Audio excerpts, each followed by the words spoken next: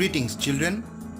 Today we are going to discuss Unit E. This is the final unit of your Tier 3 syllabus, Time and Work. So without wasting any time, let us jump on into the modules. Now see, you have already learned what the unitary method is. This chapter is using the same concept, the unitary method, to solve different type of problems. Look at question number A of module 1. Amit can complete a craft work in 6 days and Ravina can complete it in 3 days. In how many days they can complete if they work together?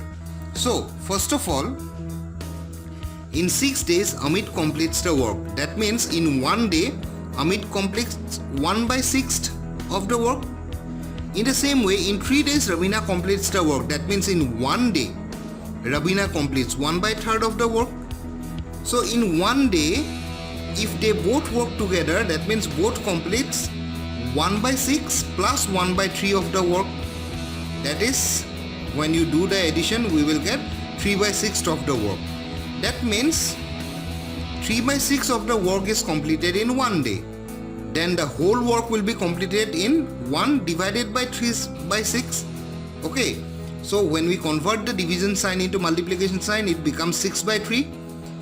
After proper calculation, we get 2 days. That means the whole work is completed in 2 days if Amit and Ravina works together. This is how you are going to solve all the answers of module number 1. I'll show you the answers after this video. Now in module number 2, similar type of things. Let us go to question number B. A is a person, okay. A can complete a project in 15 days together with his brother B. So A and B are brothers. So together with his brother B, he can complete it in 10 days. In how many days B can complete the work if B is working alone? Okay, now in 15 days A completes the project. That means in 1 day A completes 1/15 of the project. A and B working together completes the project in 10 days. That means in 1 day they together completes 1/10 of the project. In 1 day B completes, that means 1/10 minus 1/15 of the project, because 1/10 working together and 1/15 A working alone.